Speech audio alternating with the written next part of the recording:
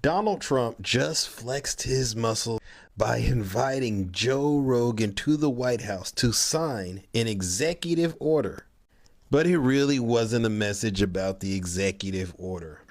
The reason he had Joe Rogan show up is because he is sending a shot across the bow to Democrats and Candace Owens, Tucker Carlson, Megyn Kelly, and Alex.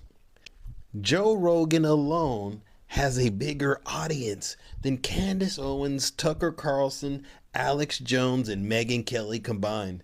Some say it's 30 to 50% larger. So what Donald Trump was signaling was he doesn't need these right-wing influencers as long as he has Joe Rogan. And he also took a shot at Vice President Kamala, saying, hey, you better step your game up. And not just her, any Democrat. You better step your game up because he still has the same reach. With that being said, Donald Trump, I just want you to know I'm on to you and your tricks aren't going to work. All right, I get what you're doing, but trust me, we got secrets too, and we got some tricks up our sleeve that you just won't believe. The text message came back, sounds great. Do you want FDA approval? Let's do it. I sent President Trump some information. We have a gigantic opioid problem in this country, obviously. In 2024, more than 80,000 people died of overdoses. Wow. It's a horrible number. And there's more than 5 million people. Yes, I believe you saw what happened at the White House. At some point, it is impossible to ignore this.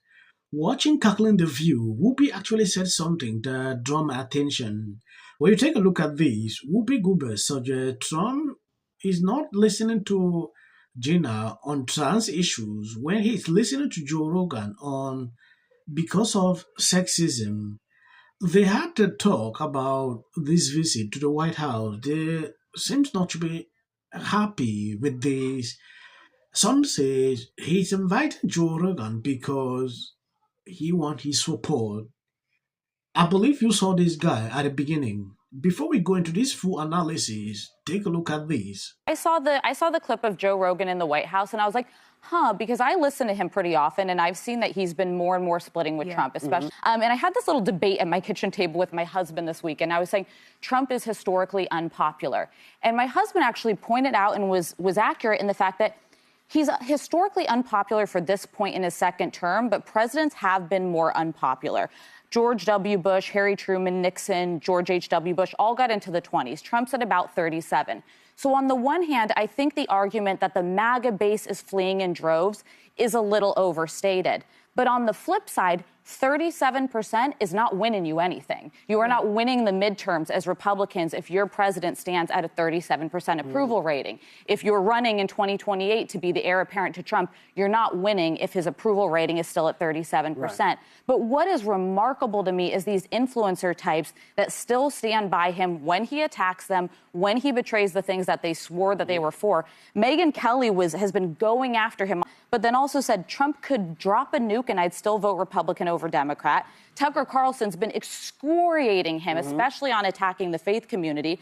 I'd maybe vote for him again. And Joe Rogan hasn't said one way or the other, but I think he would vote for him again. We live in such a polarized moment that even when it impacts you, people are like weirdly not willing to switch party lines. It's bizarre to me. No, there is something these people keep skipping. Loyalty. There are a lot of people that can be loyal to you. It doesn't mean if you do something that they don't like, they will not call you out. This is exactly what is going on. There are things that Trump is doing. They have right to call him out for what they don't like. And it doesn't mean because he's doing some things you don't like, immediately you have to switch party. If things were happening like this, then I don't know. Looking at what is going on, Megyn Kelly actually said that if he drops he will still vote Republican. That is because the way he sees the Democrat Party cannot permit her to ever vote that party again. That is it. What people fail to understand nowadays is the fact that if you criticize the president, immediately they believe that, oh, you are done with him. No. People know Trump before he was president. Dr. Casa has been there for a very long time. If he decides today that no, I can't support Trump because he's doing that, that is his personal decisions. It's a horrible number. And there's more than 5 million people that are addicted right now in this country. With 1 dose of iodine, more than 80% of people are free of that addiction. With 2 doses, it's more than 90%. I sent him that information.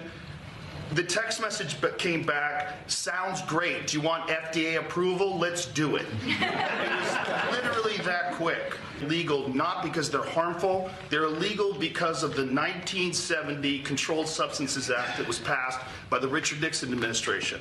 They did it to target the civil rights movement and the anti-women. It's not because it's harm people. And for 56 years, we've lived under those terrible conditions.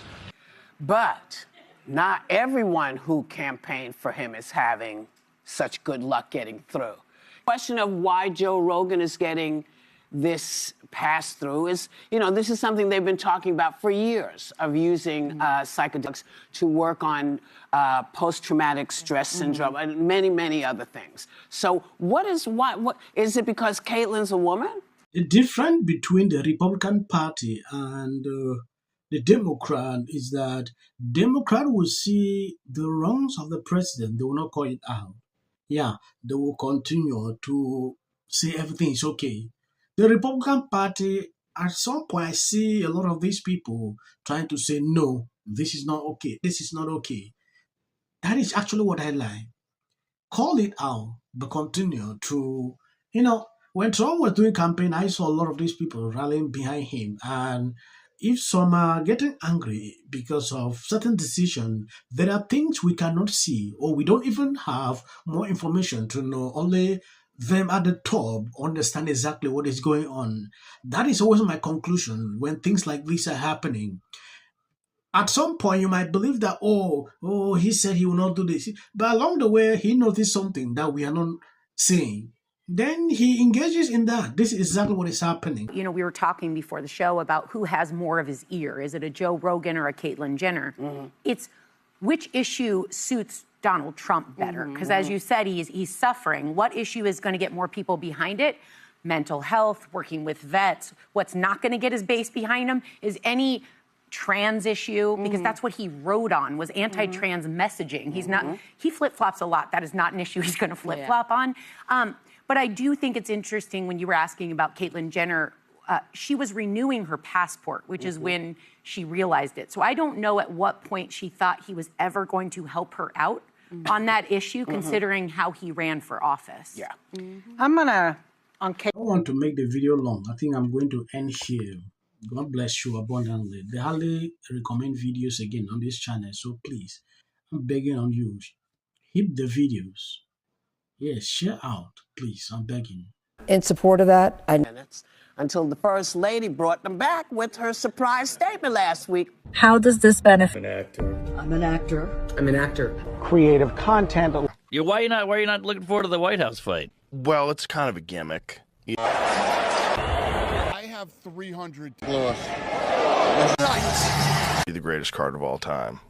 What are we talking about? Ballet. I love him. I'm poor white trash, and I'm happy and proud of it. People are so mad. I don't think my mother would like to hear me say that, but people are so mad at me because Kid Rock is my friend. His friends is whoever I want.